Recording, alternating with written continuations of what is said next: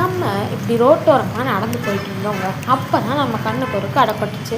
சரி நம்ம ஃபேமிலியோடு அந்த கடைக்கு போயிட்டு வந்துடலாமே ஷாப்பிங்க்குன்னு சொல்லி நாங்கள் வந்த கடை தான் ட்ரெண்ட்ஸ்.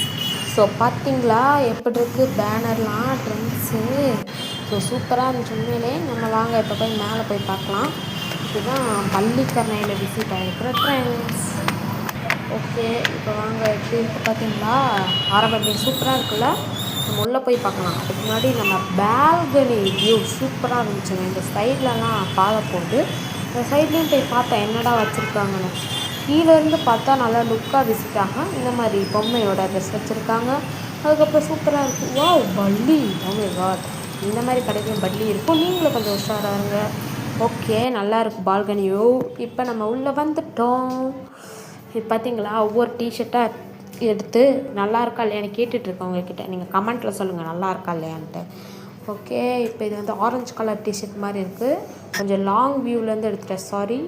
இப்போ கொஞ்சம் ஒரு பிங்க் கலர் மாதிரி இருக்குது. இதுதான் எங்கள் அம்மா எனக்கு பர்த்டேக்கு சூஸ் பண்ண டிஷர்ட். நல்லா இருக்குல்ல.